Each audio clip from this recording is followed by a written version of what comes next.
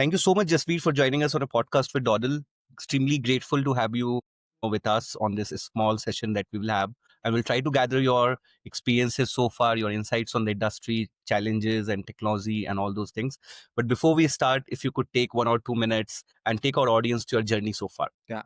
So thanks, Rishikesh, first of all, giving this platform as an opportunity to speak about my experience, my expertise, which I'm carrying at 2 decades in the industry now. So I thankful to Dabble about this, that they have chased up with me for getting it scheduled and get it done for me to give me this platform, an opportunity to speak about the technology, how the market is changing after the pandemic, what technology has been changed from the last 2 decades, and how the human mindset has been changed about the transformation in terms of digital transformation, which is a very big buzzwords from last 5 years to after a pandemic. So we are thinking about how we can shape that in the future. Now, if you're seeing about the AI and all that in the market, it's just changing and hype kind of thing, and people are worried about their jobs and how they are going to do it. The world is already affected with that big word AI, artificial intelligence. So that is the way we'll think about. And now that the journey is changing, all the technology platforms, our adaptability is changing now these days. So we'll think about on it. And thanks for that, for giving me an opportunity to speak about. Thank you. Grateful. We are extremely grateful, Jasbir, at Doddle to have you. Now, my first topic is around ERP evaluation because we were Yeah. going through a profile and it's something which is very close to your heart. So you have led ERP programs across various industries like pharma, manufacturing, and automotive. Yes. What do you see the biggest misconception that enterprises still have when they are moving to platforms, say anything like SAP, Oracle, or Yeah. Dynamics? So if you see, we'll take only 2, 3 examples from industry verticals. Manufacturing and automotive is very close to me, I can say. But how you're going to engage with an enterprise platform? Enterprise run your business very well, but you know, think about how I can do out of the box to get leverage that for my business. So for running a platform, you need to think about that this particular platform, how it will give you an engage with your business process to be run and aligned and get productivity and efficiency out of it. Suppose take an example. I did my Jaguar implementation sitting in the factory. So JLR, which we say as a Jaguar Land Rover.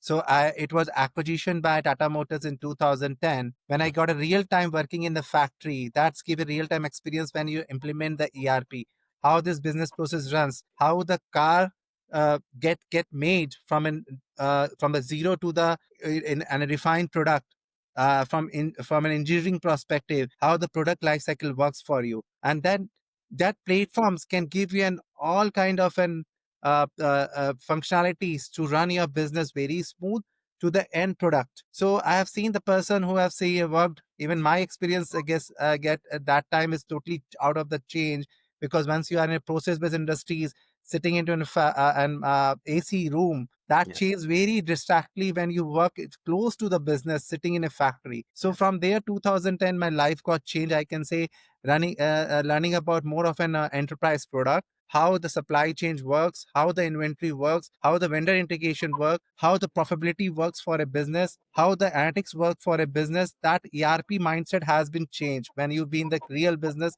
sitting into the place. In the pharma, if you say, we are now driving in an AI who can do more of an R&D, research and development, to get the better results out of a data. So that kind of an enterprise platform, which is leveraging now more of a technology about that.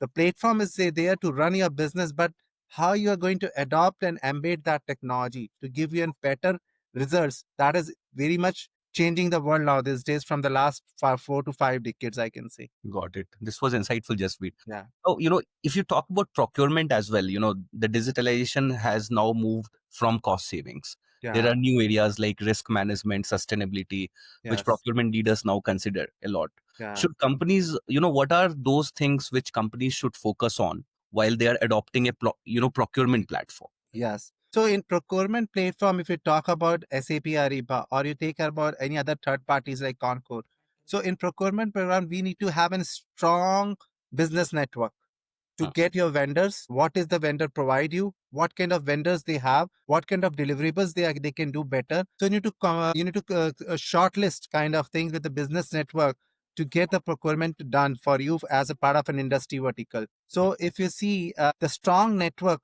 business network is very much important for a part of a procurement, which has to be leveraged for your business, and get the market reviewed of those particular vendors, like how the things has been driven as a part of your deliverables, what is exactly business needs. So that is the way we think about the procurement on that way, which platform is giving you more value to them. But now the mindset has been changed in the market, like, okay, we have mid-sized organization, we have a mid-level growing organization, we have already grown up.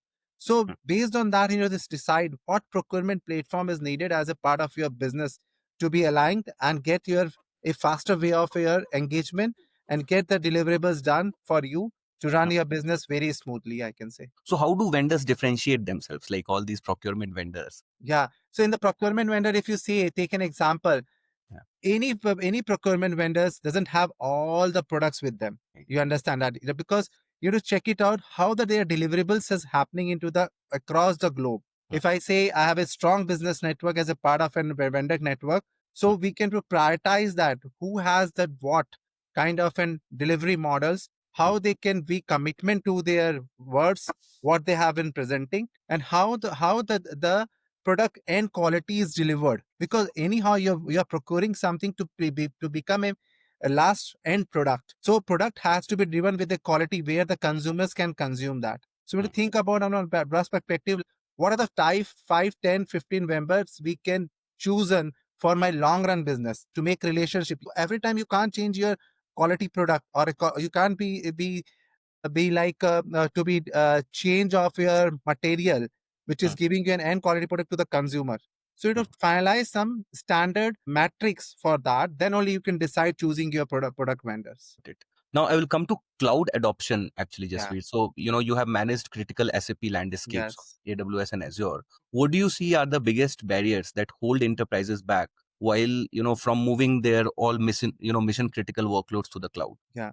So I have given a workloads because I'm already a certified. My journey started in 2010 as a part of an cloud adoption model. So that time, that if you see, the data centers are moving very fast, Mm, and we have already in a grown up stage. Already have worked with an entity data, and as well as the cloud control as a part of a data center. I have seen the customer mindset, cloud mindset has been changing now, that I need to adopt a cloud where I should get more efficiency, more operational efficiency, more often cost saving, the TCO model.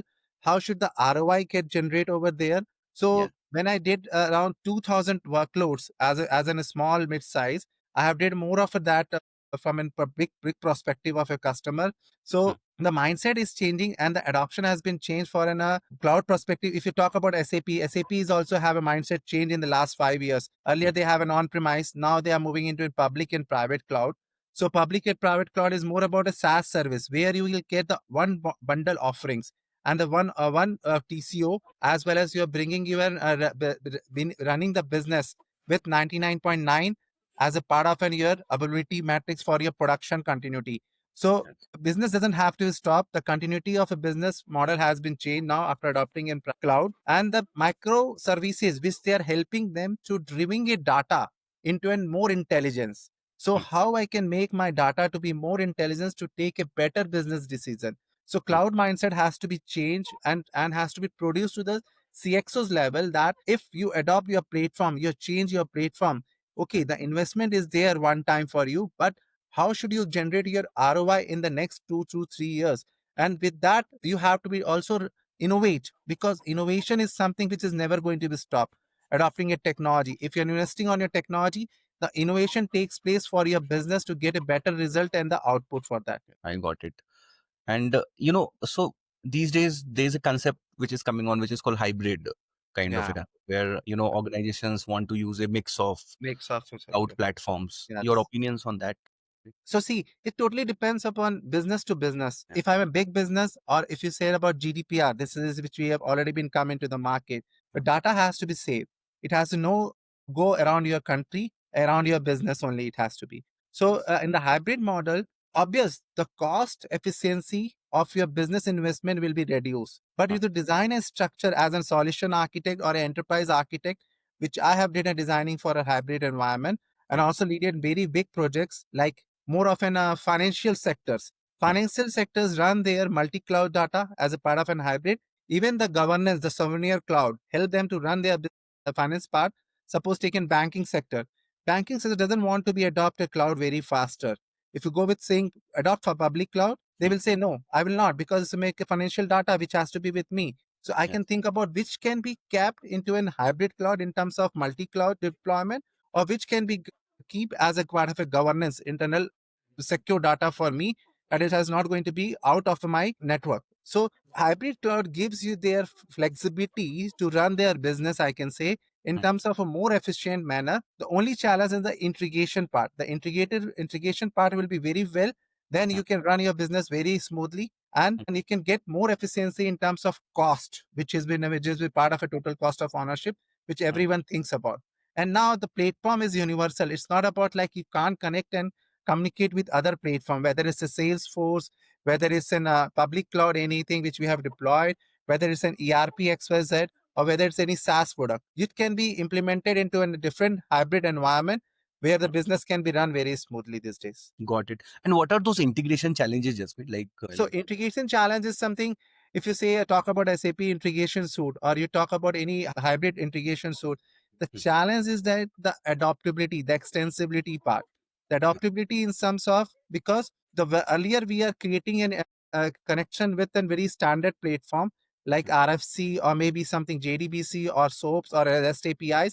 Now there's an API driven world which is coming up. Already the connectors are already been established to make a universal connector to be used between two different hybrid environment. So Yes. challenge is something where we need to rebuild the overall structure.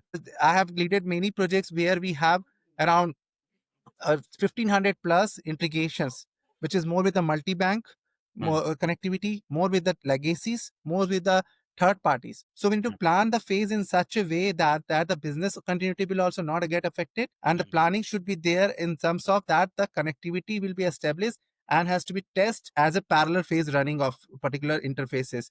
So currently, which I am doing it for one of us, MENA region, it was Mm. around 740 integrations which is there, where we are planning very phase wise phase to do it.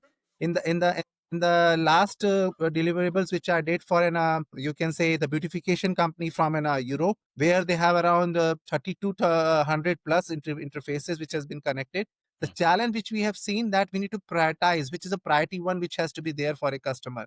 You have to Yeah. do it a co-pilot phase, like okay, pilot phase will be going to do it for you to Mm. understand like phase wise phase, where we have to record a POC for you first, and then start doing it as a part of your migration strategy. Yes. And business continuity is very important Business because. continuity is very important, because if you say about the multi-bank connectivity, where you are getting an integration with your bank's payments, day-to-day retail industries, it's very much important that the connectivity never break. And Yes. how you're going to take care of the business continuity when you have a plan your cutover, when you have a plan your hypercare within after cutover, that the continuity which has been established is running fine for you. So that Mm. is very integration challenging for it. The business continuity is one of it, but the feature wise, we need to think about if it's any enhancement needed as a part of a government legislation, or in terms of your business requirement, it also has to be enhanced. Not only simply just making a connection, it is going to work for you. Just out of the mind question Yeah, is coming to me is that if you talk about a lot of MSMEs in India, say, yeah, the companies who are doing maybe between 200 crores to say 1,000 crores, do you think one of the reasons they are not technologically driven, or the digital transformation is not there, is because of the implementation challenges, because they don't have those kind of technology savvy people in place, or they are kind of afraid that their business continuity will be broken? yeah. So I have seen that silence, because everything I see as a part of a business case to be Yeah. driven for before planning their things. If they come to me, just be what should I get benefit if I adopting the platform. Some people very much coming to me and says that I have adopted this platform from an SAP, which has been suggested by big four organizations or a top 10 organization, but they're Yes. not giving value to me for my business, because Yes. the product making in this way in the ERP is like more about fit to standard, and fit to standard doesn't give you allow for your customization, and every business is different. If you look into that, we talk about the line of business and the industry verticals, but the customization needs to be done as per the business requirement. So they are very much worried about, if I investing something as a part of a CIO call to make them explain how you are going to deliver it. are you have your expertise within you? So that is the very problem. The first challenge is the business case needs to be built, that Yes. it will give you such kind of things. Then the planning has to be very properly, that the how it looks like, what are the business pain areas which you are running currently as a part of your legacy enterprise or any small enterprise which you're using. The third part is like whether you have resources, what you are committed to their customers. The resource challenge is very much into the market these days, that we get that kind of a resource mindset who can deliver that those tasks which has been committed during the business case. Because solutioning something is different, which we do in a very high level, but realistic time of driving that particular project is totally different. So we need to always align with your what you have committed to the customer and what you have your deliverables. So that is a purely governance, and a steering committee has to be designed with all the parties like to be understand that what has been commitment. And the business is very much upfront to speak about it, because we are giving as a part of your service integrator, as a part of a service. But Yes. challenge is something which is very realistic in terms of your resources, your timelines, your commitments, your governance model. Everything has to be aligned in a part for a better delivery. That is nice. And this is why, they keep on telling that, Yes. these bigger, players like SAP and all, Yeah. since the customization is not there. I have heard a lot of manufacturing setups telling that, no, we Yes. want a very customized thing. We will not go for a plug and play kind of a product. Yes. And do you think, Jasbir, that is why the role of experts and consultants become very important? Yes. Agree. And the other problem is that the bigger, what you talked about, the big fours or the big tens, they Yeah. can't serve these MS. Yes. I have seen many customer. I'm giving example. Yes. Last week from Saudi, I will not disclose that big MNC. They left it in between. Yes. Yes. They left in between, and they said the director left us. The project initiated by SAP with them as a Yes. part of a rise with SAP, but they Yes. left in between 6 months to us. And we are in a struggling now. Will you help me? I said we need to understand and jump into the call with your CIOs, and then we'll think about how should I can help you. Because always I prefer, because I itself has worked on a major big MNCs like Yes. IBM, Accenture, Wipro, all those things. But I always think about what the small company can give you as a learning. That's why Yes. I changed my mindset and started doing work with all the other small organization, because that's give you your kick in terms of more learning. You Yes. have to go not to do all the process work what you're doing. You can think about beyond the process what is there in terms of learning, in terms of how you can place that solution to them. And Hmm. then the struggle start from that. If you have committed, how you going to deliver it? That kind of people mindset also has to be recruited for your Yeah. business. So that is the way you can learn more better, I can say, in terms of technology. And I always differentiate. Even I've worked with the major MNCs, but when I work with small organization, we say why we different from others. So what that's why is something which is had to be a very much presentable, that what I can give you as a commitment, what they are doing it for you. So Great. that is making so made a major difference in terms of my sales pitching, I can say, when I Yes. do with them. So Jasmeet, the next thing is around, finance systems. You have seen, Yeah. a lot of innovations happening in this space, like you have Yes. real-time analytics, AI-driven forecasting. Yeah. Would like to understand, pick your mind on how do you see these finance systems evolve in the next 3 to 5 years? Yeah. So if you see, talk about an SAP ERP perspective, we are talking about green laser these days. You search green laser, you will find about green laser and the sustainability. Maybe you're not heard about it, because Yes. SAP also coming with the green laser, because Uh, now world is affected with natural calamities. You have seen the north side, what is happening now in Punjab and the Himachal, or yes. any across the world, you can say. So we don't aware about it, and we talk about sustainability from the nature, or you can say the universe. You can't commit, you can't predict. Yes. Anything can be happen anytime. Just we are just in you can say the puppet of those universe. So Yes. if you talk about the finance, SAP and other ERPs, they are also investing too much as a finance, because finance is the first thing where the layer get started. That Hmm. is money. And then above that, some other process comes like SD, material management, or Uh, you can say production planning, how you can do it. So finance is a major thing where everybody wants that what kind of data I have generated in terms of revenues. hmm. So this has to be have a quick decision making for me for my business. If I'm investing something, the returns also has to be there. So Yeah. account receivables, account payables is just in methodologies which we're talking about, but there are multiple things is in changing around the finance side. There's a central finance where you are running your business globally. How Hmm. should in the central finance I can get my group reporting to be done from a different legacy data to make a better decision. Because I have worked with a customer called 3M when I was doing in 2012 with Accenture. I Yeah. have seen that the 3M have a very engaged large business across the world. There are Mm. multiple customers are there across the world, but I have seen very closely to them to take a data driven to make more intelligence to get the value out of it. And every ERP I have seen, there's nothing like you have to adopt same ERP for across the globe. Because if I'm working in Africa or Sri Lanka or a small mid-sized country, I don't want to invest on big enterprise to run my business. Only Mm. the data I need is a centralized where I can do better way of productive. So in terms of finance, if you say a lot of changes happening in terms of restructuring of their, you can say the model. Mm. Earlier, SAP is using an Oracle. Now they are using their own HANA and HANA database as a part of a more faster way of retrieving the records for the business. And above that, you are making your analytics will be more stronger to get predictive analytics as a part of your data driven for a specific area, whether it's a sales, whether it's a finance in terms of it, and then getting a data to be more intelligent. How you can make intelligence data to take a business driven decision very faster. Mm. So finance side, if you see, if you talk about green laser, which I talked about, it's more about how you can reduce your waste out of it. Just like we talk about sustainability. If our expenditure is more in terms of where I not need it, we can get the data very fast to take a better decision. That how can my green sustainability will be looked in terms of a finance and the saving will be more in terms of expenditure. Right. This is Yeah. insightful. Yeah. And related to this is also that I was going through a few of your posts on LinkedIn. Is I that always share, at least once blog in a day or twice a blog because I spend my time in the late evening once I done with my job, as I yes. said, and then I invest thinking about two or three topics, going to the more of an Google things like what topics is in the hardcore in terms of technology now these days.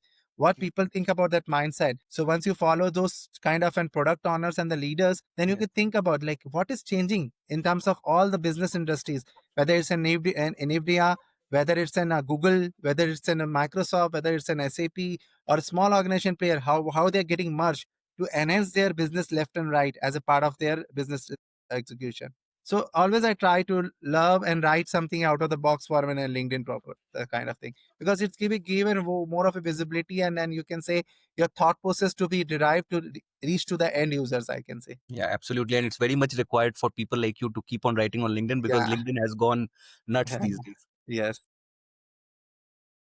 Now, so just with the next question is around AI pilots. Is that I Yeah. was reading through one of your posts where you said that AI adoption is not about hype. It's about Yeah. solving real use cases, one Yes. pilot at a time. What Yeah. is the framework that you will suggest for identifying right AI pilots that will Yeah. deliver business value quickly? Okay. So everybody has to structure their framework and understand their framework in terms of why AI. See, you are people. People is the first layer, I can say. What about the second layer? You think about process. We already Process. have process. And above process, what is there? Data. Yes. So how this data sits upon AI? So think about that four layer. Then Hmm. you will think about your mindset. People is always there to derive that data. And what people are doing, the process what they are running with the data, Hmm. data has to be consumed in such a way that Hmm. it can be give you more intelligent to you. Intelligence in terms of what process I am running and how should I do AI. AI is a hype I'm saying. Really, if you take a note of it, I will say within next 4 to 5 years, people will forget that Yes. agentic AI co-pilots, which we're talking about too much in the market, and Yes. where people are worried about their that I'm going to lose my job. I will say to those people that don't think about your job possibilities. Think about your grooming your knowledge and a technology. How Yes. should I adopt this technology? Even the small kids got to get birth from the mother womb. He also doesn't know anything out of that. He Yes. comes into the world, he start adopting what we teach them. And Yes. then they grown up and get kind of mindset like this is the thing I have to do in my future.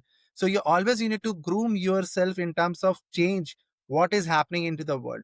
So AI is a hype, which I say it's really a hype because when you see about it from last 3 4 years, Gen AI, which we talked about a lot in terms of Chat GPT, think about large language model.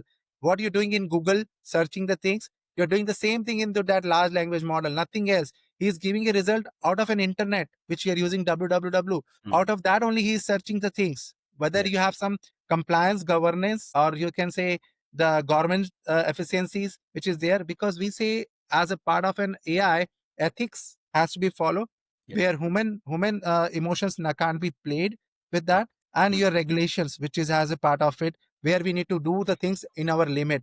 You don't have to underutilize those things to affect others as a part of a data, because until you don't have a data, you can't use your AI of it. If you want to implement that, as you said, the mm, framework has to design in such a way whether you need to think about, if I'm running one process mm, XYZ, mm, where I can do more intervention of those particular technology to be used, mm. that it can be give me a more better results. So AI is not nothing new, which we are not doing it in the past. We are doing it in the past, but now the technology driven things has been changed in such a way that you need to adopt that in such a way that the intelligence and the human intervention, if a human can do this thing in 8 days, how this machine can be doing it in 4 hours. So Yes. that thing has to be more programmed in such a way that in the co-pilot phase, you need to decide like, what is my top 5 pain areas? Where should I implement my AI? Where I can use the technology? I always say to my business or any customer, see, you want to adopt AI, you need to invest. Are you going Yes. to invest that? The ROI will not come on the same day for you. But I can say in the next 1 year, the productivity will get increased. The efficiency of work can be increased where the human intervention is more. So those can change your mindset. And then without technology platform, you're not going to use, whether you're using an Samsung now, whether you're using an iPhone, now it's a Google. So you need to adopt the platform to get more efficiency. And that is the AI hype which I'm talking about. It's about just changing the world and the technology driven things which needs to be adopted. So everything has to be done into the co-pilot is wise phase. If I say I will jump into 10 things to be done into one day, I never do it. So it has to be phase by phase to adopt it, and think about which has to be prioritized first as a part of it your take to do the things to be implemented on your business. Right. Which will create the maximum impact. Like, Yes. Yeah. that's right. So the next thing is around governance and compliance, Jasbir. So Yeah. you have overseen license management and architecture governance. Yeah. What do you think enterprises often underestimate? Why do they underestimate the importance of governance tools until it is too Yeah. late? I can say that because now many customers of my Saudi is coming and my Middle East are coming, even of Europe also. And they are saying, Jasbir, we adopted it as a part of a one contract, one offer, one TCO. Mm, But now we feel like it's not giving me that what we have invested.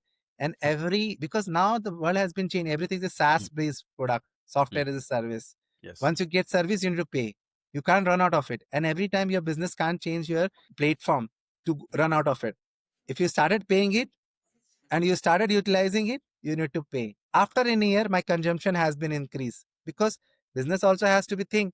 I have grown exponentially with that area or not. If I'm not, if I consumed it, I'm not getting growth. It's a problem because how are you going to fulfill the bills of what you have utilized? So that things has to be think, and I have changed faced some challenge on that way for a HANA license perspective, which I've written a detailed blog. It was went into a very big engagement with the people. I said, think about the licensing part. It's very much important, which every enterprise is doing it. You're getting a set of your uh, business process to be run, set of your consumption model has to be there. So after a year, your consumption has been increased. You think about your business also increased, your data has also increased. Mm, Then you need to have a top up about that. So top up in terms of again you are investing some money. That is totally a realistic. They never think about it. yes. What you have presented in the first day, they also have a mindset it will be run for a long term. But every time when you grow, your investment is also happening. And then has to be changed the mindset from a business perspective, that how should I can reduce that particular consumption in terms of maybe archiving to be used, or should I have to keep my cold, warm, or hot data to in such place that the consumption model can be consumed in such a way with the streamline your investment what you did for your business. So I've seen many scenarios from a customer perspective where they are bringing up after an year or after 2 years that how should I overcome both those expenses. Now, just a lot has been talked about. A lot of the companies have an analyst kind of a model where Yeah. they do analytics once in a quarter, and they come out with some static dashboard. This seems to be Yeah. moving towards real time decision making engines for business leaders. Your Yeah. views on that, sir? Much needed because once you do the month end closing every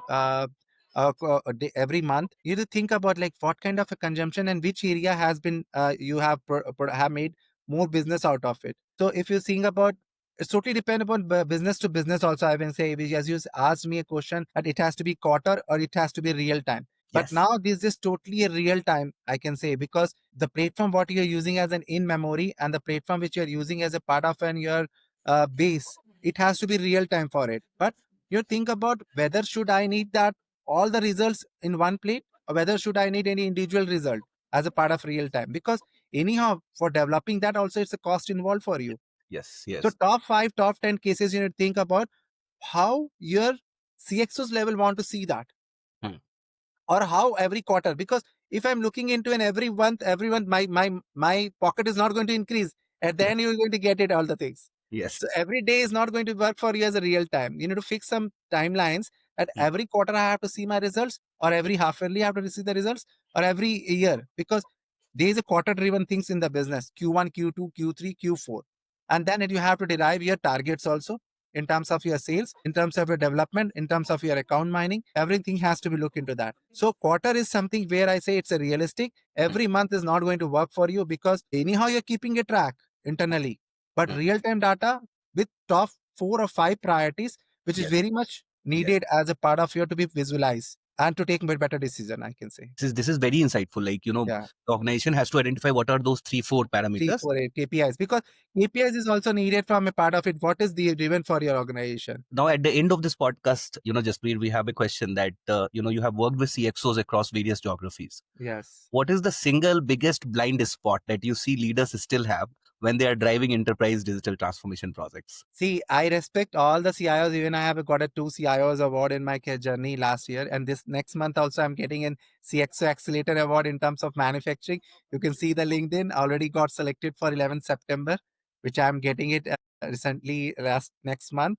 So I worked with CXOs. I respect them because they have taken my interviews in the next 100 platform, which has given me a large bunch of people to be talk about that. They have their mindset. If I talk about India as a next 100 CIO, they have always have an India growth as a part of we can say the how the technology can driven our India to take into the next level. We are not talking about GDPR now these days. We are the third developing countries, which is going to be in the overall Yes. universe now on the world. These CXOs have a mindset. They have bringing a thought leadership. They Hmm. have like an experience of 30 to 35 years. I know technology knowledge may be limited, but Hmm. they understand those things that how it can be benefit for your business, Yes. whether any industry. Yes. See, even I am not a master of everything. Nobody is master of everything. But you need to understand and correlate those technology where it's going to be fixed as part of an adoption. And the CXOs, CIOs, which I'm home met with, that's why they are running the business. That kind of mindset is there. Hmm. And they have a whole lot of team with them, whether Hmm. it's an SMEs, whether it's a business owner, whether it's an more of an intelligent person specific to the industry. Then the combination of people, team works and take a better decision. But the Well said. thought leadership, their experience of 30, 35 years in the industry brings them a way, I can say the broader way of thinking, correlating the business process, correlating the platform, and correlating the knowledge which they are carrying, the bunch of years of knowledge. That's give it totally out of a mind discussion. You Hmm. can't even fit for them sometimes that what they are saying, even I don't know about it. Because Yes. journey of learning is not never stoppable. You will learn from the kid, you will learn from your parents, you will learn from your colleagues, peers, and the senior person. That mindset has to be there with the people that you're adopting something from that level. Thank you so much, Jasveer. It was a very insightful session, and Yeah, we again same here. are very thankful that you joined us and shared Yeah, your insights with us. We'll be in touch, Jasveer, and yeah, looking sure. forward to host you again. Yeah, sure, Rikish. And thanks for Davli again, like to bring me as an this podcast to share my expertise. I know this is a never-ending talk, which we are going to do it, but whatever I have given my inputs is just about a real time which I have given get an experience. And I always say life never stop on that way. You need to take a risk to grow yourself Yeah. and to achieve your you can say dreams in terms of what you want to be in the future to be lined up. So do hard work, learn the technology. Things are changing, the world is changing, technology platform is always changing, but you don't have to worry about it. You need to match up with those particular columns which are there and get your growth to be defined, I can say. Thank you so much, Jasveer. Yeah. Thank you. Thanks. Thanks a lot, Rishi. Thank you. Thanks a lot.